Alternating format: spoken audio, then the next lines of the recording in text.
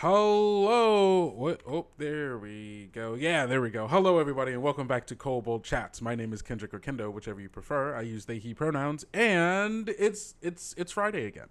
The weekend is upon us. As you can tell, I am not where I normally am. Mother Nature has decided that Houston shouldn't have power for a while, so here I am in a different place. And because of that, I have a new setup. So please bear with me for a hot second while I'm working with a new setup. I've only got one of my screens here. I've been nerfed by a lot, so just hang in with me for for a bit. Um, but yes, it is Friday. We are just here on the weekend. We're about halfway through July, which means August is quickly approaching, and Gen Con along with it. Hope to see as many of you as can make it to Gen Con. Hope to see you there. We'll have booths, panels, organized play, private games. There's going to be so much going on, and just we're all very, very excited and to see you all, because it's con season is a great time to be able to actually like connect with all of you, see you all out in the wild, talk to you about all of the amazing fun and things that we're working on and the things that are going on at your table. So we're very much looking forward to that. If you can tell already by the by the title of this Kobold Chats that you've decided to come into, we've got some stuff to talk about, and we're going to be taking a look through a new PDF. It's a second tier adventure for Tales of the Valiant for 7th level characters called the Sunken Pyramid. And today with me I have our art director and designer for the Sunken Pyramid to talk with us about it as we go through it and do some other stuff. So you know what? Why don't I just go on right over there?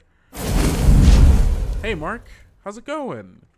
Going great. How are you? I'm doing all right. I'm glad to see you. I'm glad to talk with you, and I'm going to be very happy to go through this adventure with It's you. great to be here. Yeah, for the people who don't know who you are, let's let them know who you are. Who are you? I'm Marc Radle. I'm the art director for Kobold Press, and I guess you'd say the lead graphic designer. And as I always like to joke, Give every once in me oh, 1 second. They uh-oh, say they can't hear you. I uh-oh. uh for everybody who's listening in Discord, please make sure that if you are watching the stream that you have the audio turned on for the stream. For that as well. That could be a reason why you're not hearing him.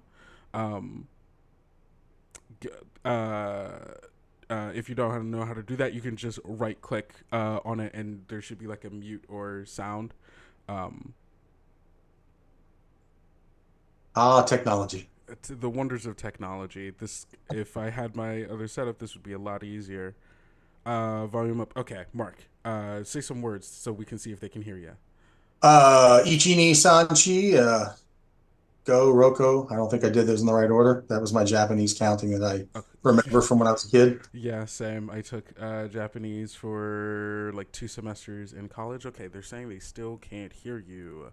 Let's Uh-oh. see what we can do about that. Give me one hot second. Thank you. As I said, everyone, we're trying something a little bit new for this. Okay, they're saying that's interesting because they could hear other stuff that was happening. Okay, so they can hear on Twitch, which is good. It's just a Discord issue. Awesome. Oh Uh, no. hey, I sound better than in past streams. Love to hear it. Well, that's because I've been. This is the new audio thing. Gosh, Zoom. Why does it do it? No, thank you for being patient and loyal, Kobolds RPG familiar. I appreciate it so Kobold much. fans are the best fans. They're the best fans. Absolutely. They are the. I love you. Oh, I think I know what this might be. Okay. Oh, this is gonna suck for me potentially. Okay, talk again. Hello, Internet. Oh, okay. I'm sorry. You just got doubled for them, I think.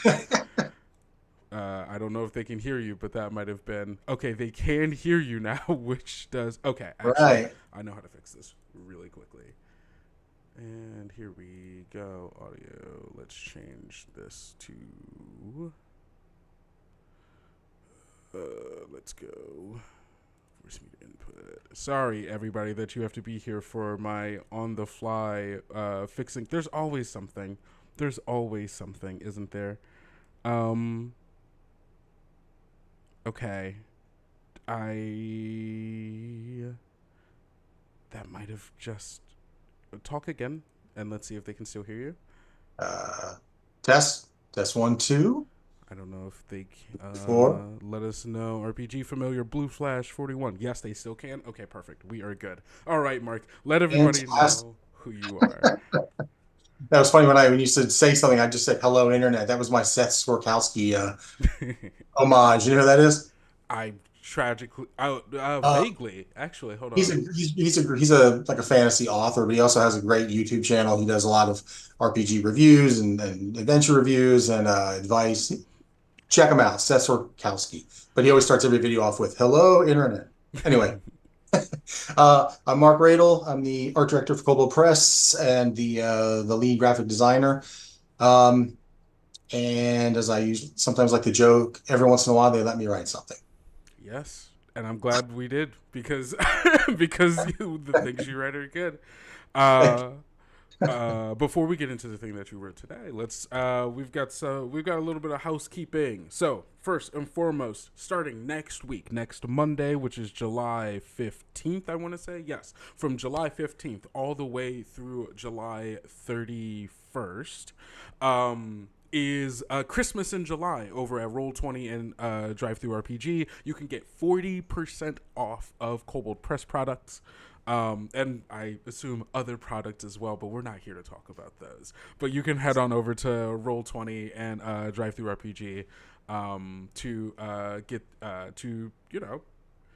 get some of the Kobold Press products that you don't already have in your archives. Monsters, spells, getting them in Roll20 to be able to just import and drag into your game is, as a Roll20 user myself, way easier than handwriting and copy and pasting every single thing into its own thing. So go check those out. That's going to start again this upcoming Monday, July 15th, all the way through the 31st. Oh, Mark, you have a fan. RPG Familiar Live says they're a big fan of your work, and they didn't even know Thank you very much. it. Let's see what else. Oh, next week. Oh yeah, I'm sorry. The big thing next week. Tales of the Valiant is going to be in stores. That is going to be next. I think like Wednesday, Thursday, the 17th and 18th. Obviously, that's primarily going to be in the U.S. and hopefully also Australia, Canada, and all. We're trying to get it as to you as quickly as possible, and next week you're going to start seeing those hardcover copies in stores. We know a lot of our backers have already gotten their copies, and so we're trying to make sure that we can get it out for everybody else. So go to your local game stores, go to wherever it is that you get your Kobold Press books. Next week, it's Tales of the Valiant. Yes, it is going to be Player's Guide and Monster Vault. The only two books that you need to play the game. The Player's Guide has information on how to be a player and how to run the game. And so, truly, you only need the Player's Guide to play the game. The Monsters Vault is just if you want to throw a couple of bit more stuff at your players. And it's 5e compatible, so every other monster book, every other source book, Kobold Press or otherwise, also works with the game. So you're going to have everything you need to play at the tables with your friends. You already had. But now you've got the physical book to flip through, because that's my personal preference. PDFs are great, but hardcover copies, that's the good stuff. That's the good stuff. Next week as well, we have Mirrorscape is bringing our map Kobold Press map tiles, specifically the forest map tiles, to their platform. If you don't know what Mirrorscape is, I believe it's like an augmented reality virtual table. Basically, you can use it on mobile devices and such, and you're going to be able to get our wonderfully designed forest map tiles to be able to create forest encounters within Mirrorscape. So go over to their website, check that out. It should be, I believe it's coming out next Monday, July 15th. A lot of stuff happening next week. A lot of new stuff happening next week. So that should be very good for everyone. Everyone should still get the GM guide too. Oh yes, everyone. If you want to take your game to the next level, get the GM guide too when it comes out. Because it's basically a homebrewer's tool, an advanced GM's guide, a way to take your stuff to the next level and help you be able to start designing and creating stuff for your players yourself. So, yes, absolutely, do still get that when it comes out. And that's it for the housekeeping. Nice, quick, and simple. Now it's time for the main course. Talking Sunken Temple. Or sorry, the Sunken Pyramid, not the Sunken Temple. What am I saying? You're like Dot. I'm just like Dot. Dot was also saying Sunken Temple. In our last production meeting, or God, it was one of our meetings. Together. Dot, our marketing director, kept calling it Sunken Temple, and everybody kept going pyramid. It's and then 3 minutes later, she's Sunken Temple, and we're like pyramid. It was very funny. Yeah. But I mean, this is it. The Sunken Pyramid. I mean, you all are seeing this art. You all are. This is gorgeous. It is. Hold on. Wait. I want to get this out of here. Why is it doing that? There we go. Okay, cool. This is it. The Sunken Pyramid. An adventure for 4 to 5 7th level characters. You can go get this in the Kobold Press store right now. The PDF came out earlier this week, I want to say, or was it last week? I think the beginning of this week. Yeah, I think it was the beginning of this week. So you can go get it. It's like $3.99, $4.99, something somewhere in that $3 to $4 area. But this is, I think, one of our first mid-level adventures that we've done so far. Yeah, I think most things have been first, maybe up to 5th. Yeah. I think you're right. Yeah, but people have had time to play the game now, so now their characters should be higher levels. We've got stuff for you. It's time to start killing mid-level characters. It's time to start killing mid-level characters.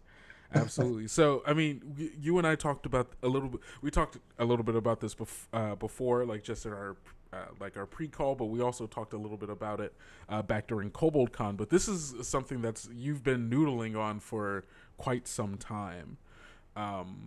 Yeah. What's the history? What's your history with the sahuagin and the Sunken Pyramid and how this all kind of came together?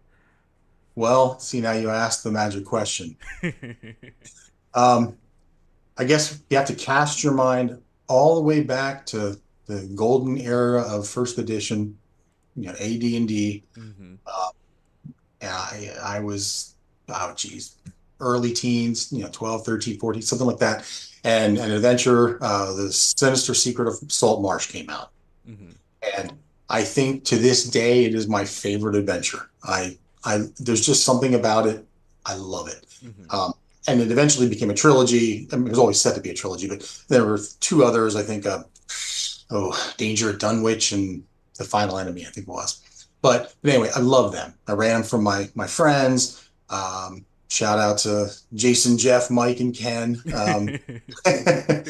But spoiler alert for, whatever 30-year-old adventure.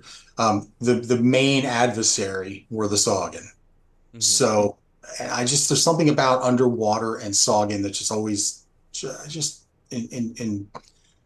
I don't know. I've always just been fascinated. I just thought they were cool, whatever. I thought they were awesome. So that's always just been my favorite adventure. I just loved it.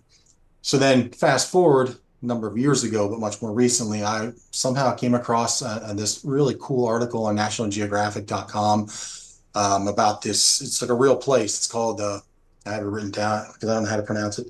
The Yonaguni, I hope I pronounced that right, the Yonaguni Monument off the coast of Japan. Oh. And it's a real place. Mm-hmm. Divers discovered it. It's off the coast and it's underwater. And you can go look it up now, Google it. There are these, they look like a pyramid complex underwater. Now, not exactly. I mean, it's kind of Yeah. one of those things where you look at it, you can't it isn't literally like the Pyramid of Giza underwater, but it's enough like it that you look at it and think, wow, are those weird natural formations? Are they man? And the article is fascinating. Most experts say no, they're just sort of shelves underwater that just formed that way. Other people say no, there's evidence of workmanship. So who knows? Yeah. Who knows? So, but of course, being a D&D gamer, I immediately thought that's really cool from a historical scientific standpoint, but Mm-hmm. wow, what a cool thing to put into an adventure. What a cool adventure site that could be. And then I started thinking, what could be there? I just started thinking, Aboleth and all kinds of stuff. But then, of course, my mind went back to Sinister Secret of Salt Marsh and those adventures. I thought, wow, what a cool place to put Sahuagin. And then that was it. Yeah. And then the adventure just sort of exploded in my mind, and I just started taking notes and doing all kinds of. I went down rabbit holes about the saga, and I was researching, everything I could, and I started coming up with just I went way, way deep. I started coming up with culture and what was their history like, and what kind of names and what would their language be like, and their religion, and yeah, it took on a life of its own Yeah. in And my that's mind. yeah, and that's super cool. And I like it. It sounds like people going into this adventure are going to learn potentially like a lot more about like Sahuagin like culture and like interacting like in like places where like otherwise adventurers or non-Sahuagin just wouldn't be. So like getting like a deeper insight into and maybe building up maybe their own world building and their own like world about like Yeah. more intricate like quote unquote monsterish culture, which I think is really cool. Yeah, I mean, I hope GMs do. I mean, you can use as little or as much of it as you want, but yeah, there's a lot of potential there and there are certain Sagan in the adventure that aren't necessarily bad, Mm-hmm. that might even help you. So, there's chances to utilize that culture and all that background because, who knows, you might befriend a Sagan or two. Yeah, that's super cool. Who knows? Who knows? Well, let's you know what? Let's take a look at it. So we're looking at the Sunken Pyramid, a an adventure for 4 to 5 seventh level characters, designed by Marc, developed by excuse me, our amazing editor Megan Markle, with additional development by Creighton Broadhurst, editors Scott Gable, Megan Markle, proofreader our good friend Jeff Quick, cover artist. Oh wait, hold on, let me zoom in a little bit so I can read these names better. Eggle Thompson, am I saying that Think correct? so. Okay. I was pronouncing Eagle, but Eggle might be Eagle right. Eggle Eggle E. might be right. Thompson. Interior artists of Josh Hass, Julian Hellwig, William O'Brien, Roberto Pituru, So Kiki Mokrizki, and nice. Eagle Thompson. Cartographers John Pintar, Tommy Salama, and graphic designers Marc Radle, Kennedy Williams, and then the the Kobolds and the Warrens. Cool. This is a nice bulky PDF. This is a 55-page PDF, which I think is larger than our usual bi-weekly Our PDFs. our typical adventures run about 20 to 30 pages, and I think most of them are more like in the 20-25. There's maybe one that's up to 30, but yeah, this is like 50, Yeah, 55 pages, yeah. something like that. You're getting double the average amount of pages for this adventure, which just goes to show how in depth this is probably gonna go. I feel like there's gonna be a lot of water puns that I might accidentally walk into. Yeah. So we've We'll got. whet your appetite. Oh, sorry. Go for No, I just said we'll whet your appetite. it. Yeah. There was mine. There's the typical how to use the adventure, that information, how to be able to read it. But let's talk about the adventure background. Only a few miles from a small seaside town, the mysterious underwater edifice known as the Sunken Pyramid lies beneath the waves. Sages and scholars alike debate whether the massive stone structure is simply a strange but natural rock formation, a natural site that has been intentionally modified, or something built long ago by human or aquatic hands. See, almost immediately getting into the thing that kind of helped bring this, and I like that that's a part of the world, and like GMs can add that like kind of mystery, like, oh, like, is this something that was natural that these people just have come to live here, or maybe there's some more, Maybe there's more. maybe there's more to it. I love that. Locals and ship crews alike have been reporting increased sahuagin activity in the region as of late. Are the recent rash of disappearances and abductions, which have been plaguing the area, connected? Can these abductions be stopped? Can those already abducted be found and rescued? And what of the strange and often conflicting rumors which whisper of a far more sinister secret lurking deep beneath the Sunken Pyramid?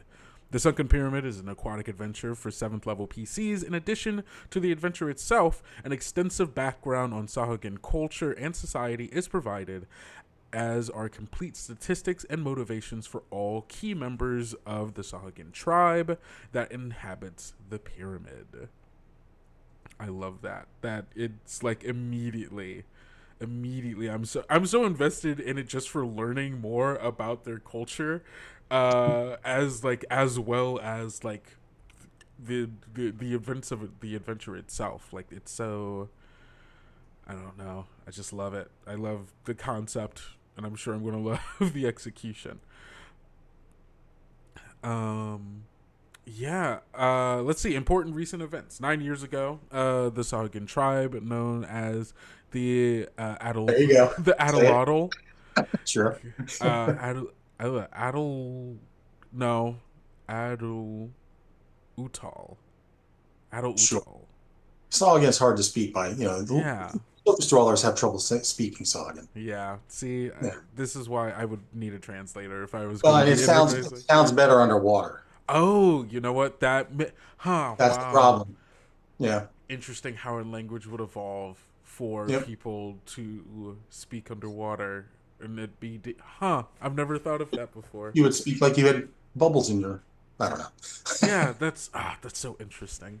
Yeah. Blood is Hey, battle, battle is life. And Sahuagin came to the Sunken Pyramid and claimed it as their home. The Sahagins are led by, oh no, because here's the question: and is an X supposed to be a sound for them, or is it a clicking sound? it's kind of like an X. Like later on, you find there's a group called it's Exo Zok Utal, and they're Ooh, like the brothers in blood. I think it stands for. They're interesting. they're like the elite guard that protect the king. Ooh, So in my mind, the X is like an X sound, like a Z sound. got it. So it's like Ziloktel. Zuloktal, yeah. Ziloktel. Yeah, A good. powerful. Hey, I see. I can learn Sahuagin. I'm the translator now. There I you can go. slowly Yeah. get there. A powerful king who first saw the strange formation in a dream, convinced the dream was sent by the gods. Ziloktel, led his tribe on a religious pilgrimage across hundreds of miles of ocean to the site of the Sunken Pyramid. When King Ziloktel, finally late, I'm gonna have to keep making myself, no, I have to say it right. Yeah. Let his tribe finally laid eyes on the pyramid, which perfectly matched what he had seen in his dreams. The Sahuagin king sacrificed his only son to the gods in thanks. Since that time, the Sahuagins have dug deep into the rock below the structure. Recently, while digging deeper into the bedrock than ever before, the Sahuagins broke into a massive natural cavern. Within it, they awakened a powerful and malevolent sleeping creature, a huge devil shark known as Nahuatl. drinker of souls in Sunken from his centuries-long sleep. That people need to stop digging. People need to stop digging. The dwarves in Moria didn't learn. Nobody ever Yeah. learns. Yeah. Stop digging so deep. It only ends up bad.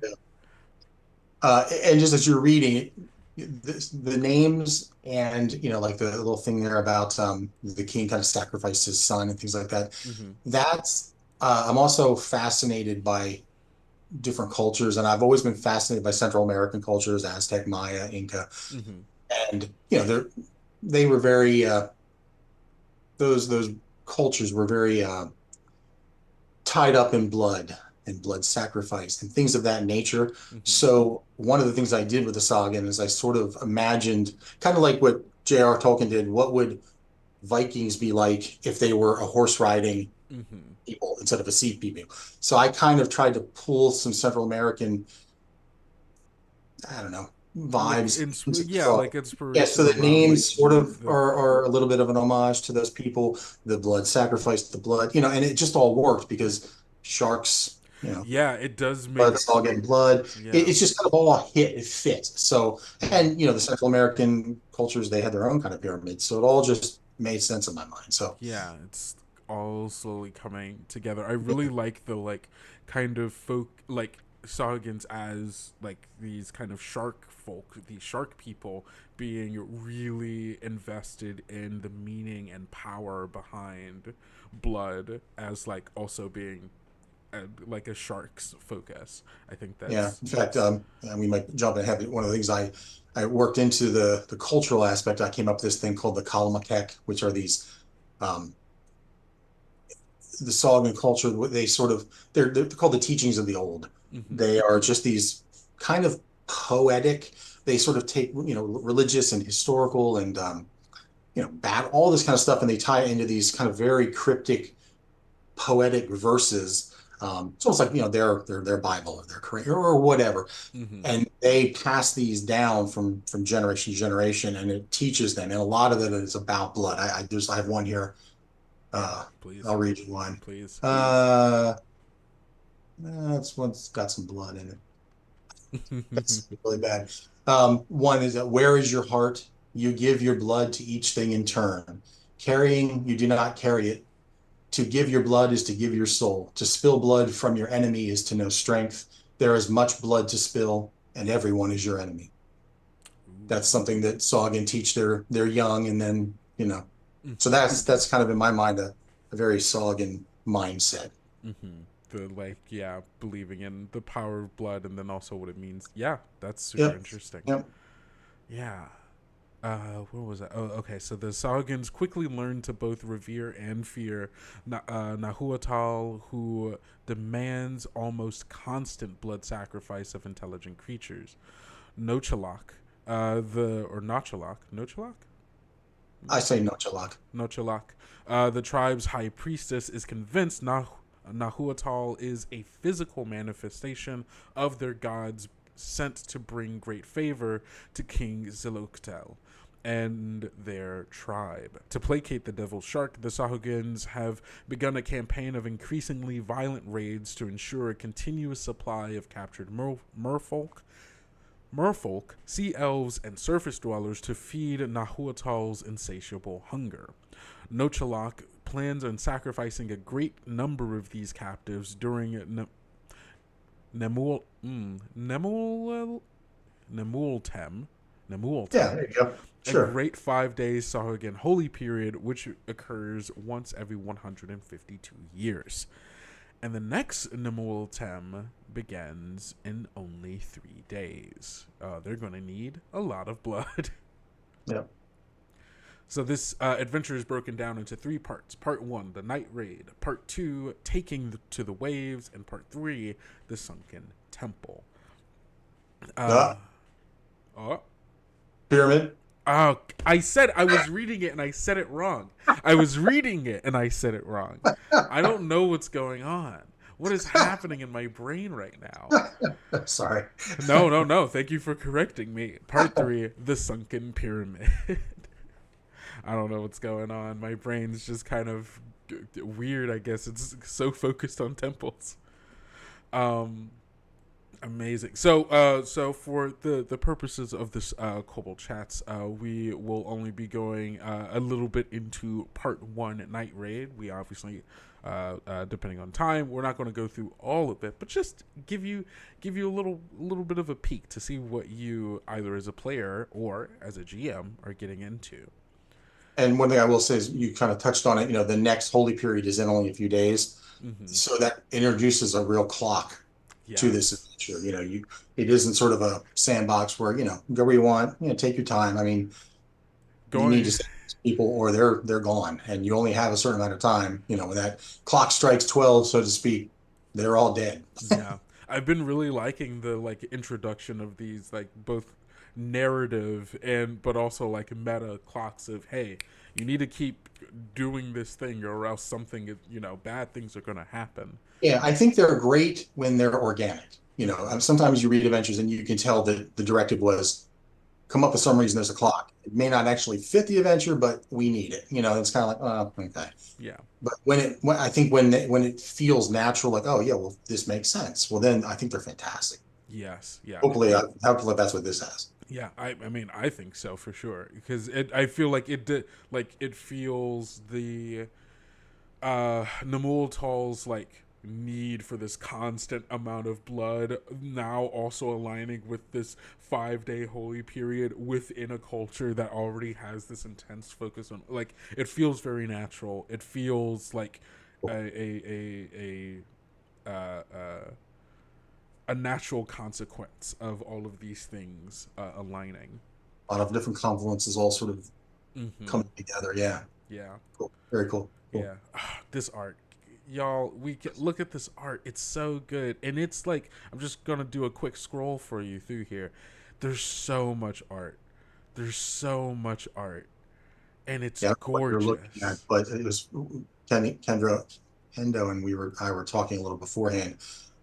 I, this adventure has been in my head for so long, and there's so many, different things that I always pictured in my head. So when we finally got to go ahead to let's do this for Tales of the Valiant, I sort of exercised my art director card and just decided I'm getting as much art as we can get in this thing, and I'm going to get all, you know, some of our best artists, and I want this art to be fantastic. And like we were talking about before, as happy as I am with the adventure, how it came out, I am Hmm. every bit as thrilled with the art. The artists just knocked it out of the park. Yes, both the creature art, the NPC art, and the cartography. Like, uh, Yes. underwater cartography is so interesting to me as a like practice because like how do you make things feel like they're underwater, like the what natural elements do you add to it, and then there's in my mind there's always the question of verticality of like underwater places, you know. Yes. Well, and that's funny because vertical is an issue. When we were doing the maps, I actually changed a couple things with the map maker with Tommy Mm-hmm. because we're looking on a one-dimensional thing. Right. Meaning, like there were a couple things that I originally in my manuscript, there are a number of places that have strange and you kind of learn what they are, but I won't say what they are. Mm-hmm. Uh, like stones and gems and things like that that have been long ago embedded. What I had was in the ceilings, the upper parts to make these really cool shapes that you find out what they mean. But then I started thinking about it. I was like, oh, but I can't see those on the maps because we're not looking at the ceiling. So I went back to Tommy and said, hey, look, I'm going to change that. They're in the floor too. They're in the Mm-hmm. ceiling, but they're also in the bottom floors. So we can have them on the maps. So that was Right. one of those things where you really had to, make concessions, because I really wanted to see those, but we're Mm-hmm. not mapping the ceilings of this place. So, Yeah. put them in the floor. Yeah. That's such an interesting like mapping, like Yeah. not really like issue, but like a thing to like conceptualize. Yeah. Yeah. Absolutely. Yeah. Yeah. Oh But man. yeah, Tommy did a fantastic job on the maps. Yes. Um, Yes. Yes. Yes. I mean, everybody, you can see what I'm scrolling through. This is Yeah. everything is. It's so it makes me want to play it right now. It's like it's so evocative, and like these sahuagin they just look so terrifying, and like uh it's just so good. It's just so good. I could just scroll through this art all day. But no, we got to talk about this adventure. So, an aquatic adventure. This is an aquatic adventure designed for 7th level characters, which comes with its own unique set of challenges. The appendix includes a quick reference for underwater combat that appears in the player's guide. In addition, PCs should have access to various methods of swimming, breathing, and otherwise surviving underwater, including the following: class features such as Druid's Beast Form, magic items including the Cloak of the Manta Ray, Potion of Water Breathing, Ring of Swimming, or perhaps one of the new magic items found in the appendix of this adventure, and then spells such as Alter Self, Freedom of Movement, and Water Breathing. I like that it, like, up front, it's like, hey, there is going to be a decent amount of time you're underwater. Here are some tools for you as a GM to help facilitate and make this adventure even feasible for your players in the first place.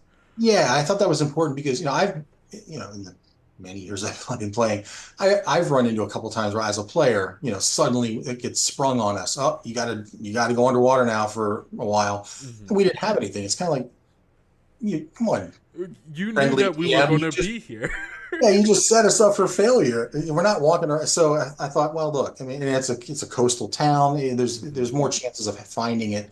But yeah, you just want to put it up there. Look, this is a tough adventure. There's potential TPKs, abound in this adventure. And on top of that, you need to be able to breathe water and go there. So, we're gonna try and give you the tools. Yeah, you're gonna the last thing you want is the adventure to stop, to end before it starts, because they all say, well, we can't do anything. Yeah. See you later. See you. Bye. We're going to the tavern. Yeah. Yeah. I think this is just like very useful because like I think it's a thing that's very easy to forget, especially for a GM. Like, oh man, I've got this cool adventure. They're gonna go underwater and all of this, and then you get there and like, oh wait, I didn't really think about how they're going to be underwater.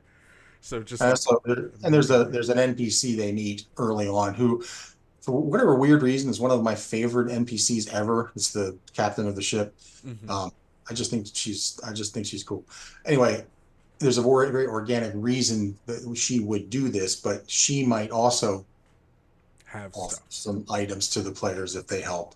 But as you get into the adventure, you find out very much why she's willing to do that. Yeah, that's yeah. I love seafaring people and like be it like pirates or like Navy or whatever it is, always having things like we could go overboard at any time, and we also live in a world of magic, so we can, like, in the same way that we would have like life rafts and things of that nature, we should also keep potions of water breathing just in case, because you never know. Exactly. Yeah. Yeah. So, in your campaign, because the centerpiece of this adventure is infiltrating and exploring the Sunken Pyramid, the adventure can be easily dropped into any campaign world that has an ocean. The Sunken Pyramid itself is an ancient site originally created by aboleths. Ooh. And as such, its construction has little or nothing to do with recent history, making it perfect for any campaign setting that features oceans where aboleth once thrived.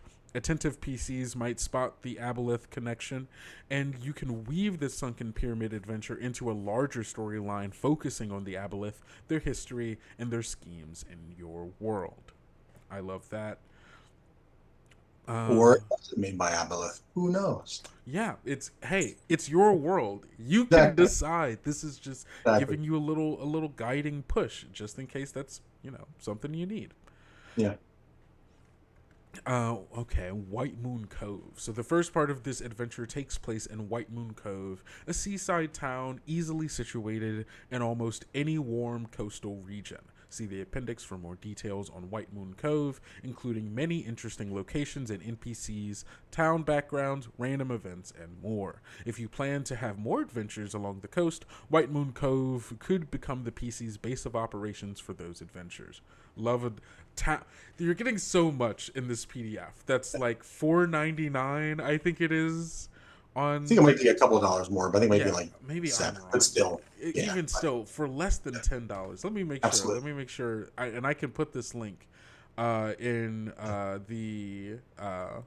It's $7.99. So I was a couple dollars. It's still less than $10, which is a steal for 55 pages of a full adventure, a town with hooks that you can use for further stuff, a bunch of stuff on sahuagin culture, and like you're getting so much. You're getting so much. Hold on, I'm going to put this. And just sort of speaking of White Moon, oh, go ahead. Oh no! Please keep talking. I was just putting it. You mentioned White Moon Cove. I said earlier that the genesis of this adventure was just my just love of the Salt Marsh adventures. Mm-hmm. Well, in that first Salt Marsh was the town that was the beginning where all the the PCs kind of their base, and so White Moon Cove is very much my kind of loving homage to Salt Marsh. Mm-hmm. White Moon Cove is my Salt Marsh. So there's even an NPC that the players, assuming they're using White Moon Cove, and I hope they do, but they don't have to. If the GM is using White Moon Cove, the players will encounter a certain NPC that is a direct kind of I pulled from when I ran this adventure, when I ran Sinister Secret of Salt Marsh for my friends back when we were 13. There was an NPC that I had with him. It was a paladin, and his name was. And I think this NPC was. I have to go back and look. I think it actually. I can't remember if I made him up or if it was part of on a list of just NPCs that can go along in that original adventure. But Griff was a paladin, and in the adventure he went with the group. And during a sahuagin and shark attack, Griff got his arm ripped off, and he was almost dead, and they managed to at least keep him alive, but they couldn't get his arm healed. And for whatever, who knows why a 13-year-old's mind, but I thought it would be an interesting, emotional thing. And then the players really latched onto Griff. Mm-hmm. He was young, he was like a young kid in the adventure. But anyway, I sort of decided that he was so traumatized that he never adventured again. He kind of stayed back at the PC's base and just sort of maybe watched over the base, but he basically renounced his paladinhood, and that was it. He was, and it became a thing, and it was kind of one of those, how NPCs, sometimes you just have like a random NPC and the players just latch on and becomes this beloved, and like, wow, why did they?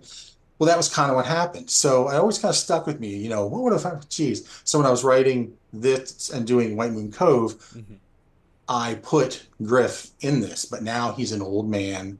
He still doesn't have his arm. He's an alcoholic. He drinks all the time, and he loves to wax poetic. Anyone who will listen about his adventuring days, but he exaggerates, But he's also an expert on sahuagin.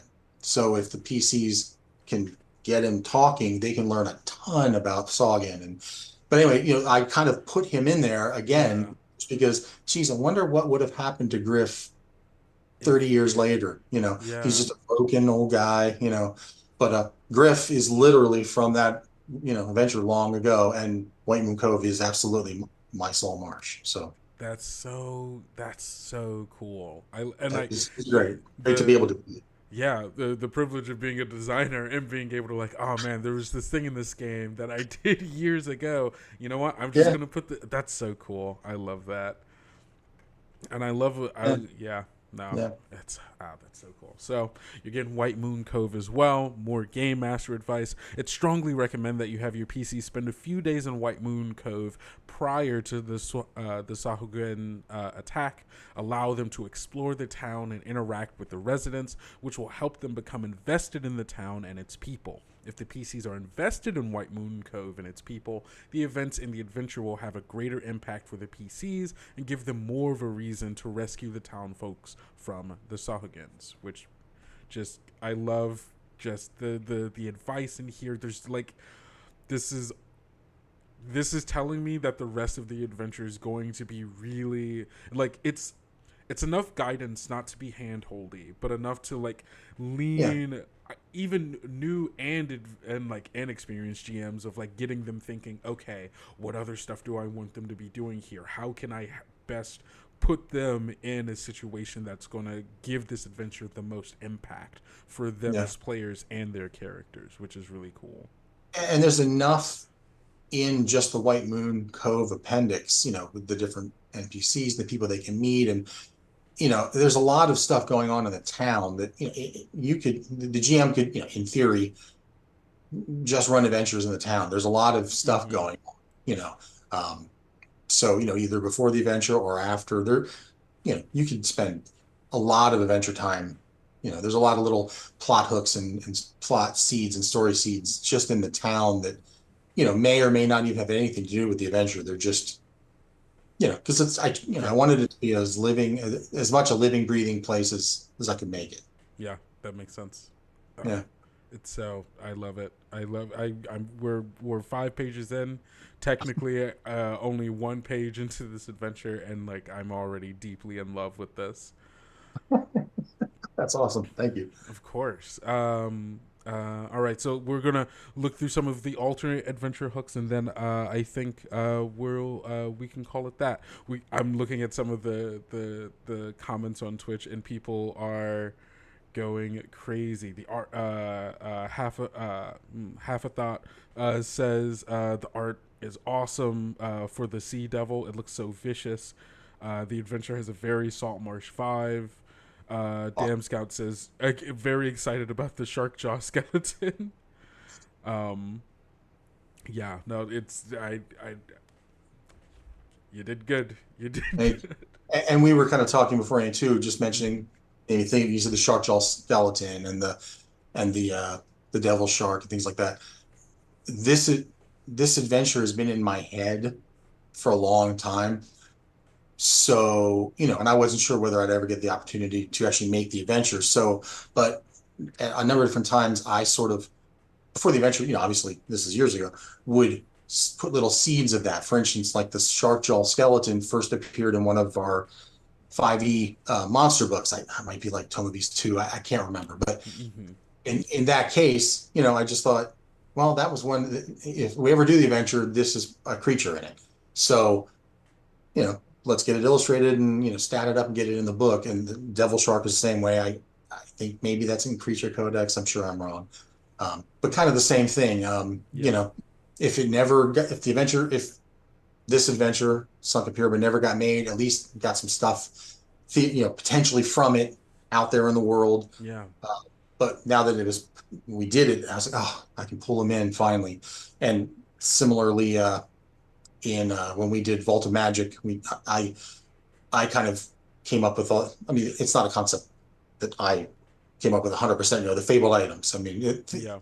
takes on that have been done in the past, but this is kind of my take on powerful magic items that level up with you.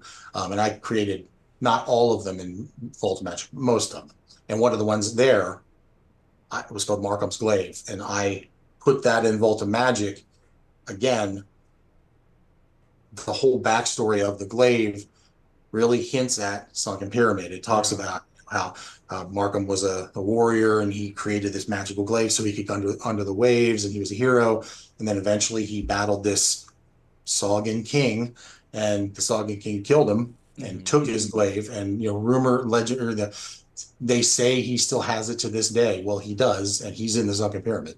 So all these little things, I kept trying to sort of pepper them in different adventures, figuring, if I ever get the chance to do this someday, If I ever get the chance. there are all the seeds. So yeah, that was a lot of fun too, to be able to finally pull all those little adventure seeds together and put them in back where they belong. Yeah. Back. That's so cool. And you were saying, we were talking about maps too in the Yes. first maps and a tie, because this is part of the Game Master's Guide Kickstarter. One of the maps that John Pintar did is of a section of White Moon Cove, there, the docks, and that is in the Game Master's Guide. We also did a map folio, we've done them for a number of our things. The map folders, Mm-hmm. in general, are fantastic. If you play in person, these are these huge battle maps that you set down on the table, miniatures, and so the very first encounter, the big kind of call to action of the adventure is a Sahuagin raid Mm-hmm. on. I'm not spoiling anything. Sahuagin raid on White Moon Cove in the middle of the night. Mm-hmm. So the map that you can use if you have the map folio is one of the maps, and it's like a section of White Moon Cove. So in the adventure, we print it, like a half page, so you can see it. Yeah. But if you have the map folio and you're playing in person, that map is in the map folio. You can lay that bad boy on the table That's so and good. have like a full on, you'd have an epic battle, right off the bat, kind of that, I love how have all a of these brawl to start the adventure kind of thing. Yeah, I love how all of these pieces, this breadcrumb trail that you've been leading Yeah. us to. Well, and even there, when we were planning out the maps for the map folio, all these different ideas, and Mm-hmm. I kind of went to, the editors, to Thomas, and said, "Hey, are we still looking for any?" And he said, "Yeah, I think there's like one or two more. We're not quite sure. How about a dock? I have an idea." Oh, that's so good. Love So, it.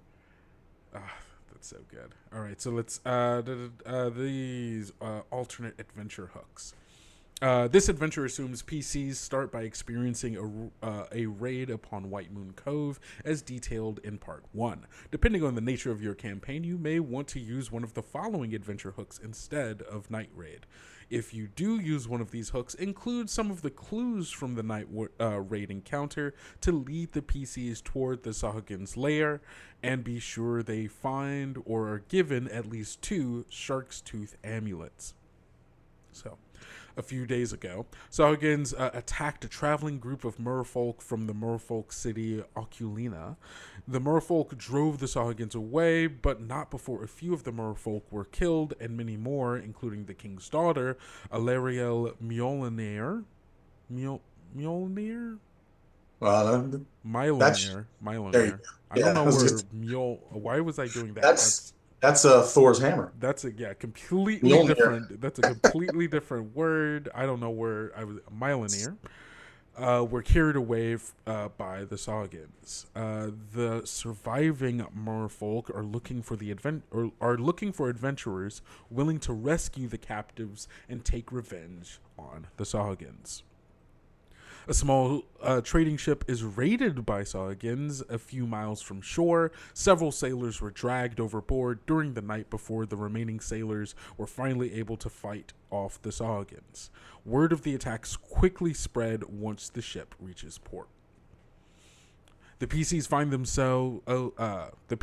themselves might be on board a ship raided by Sahuagins, allowing them to take part in the fighting.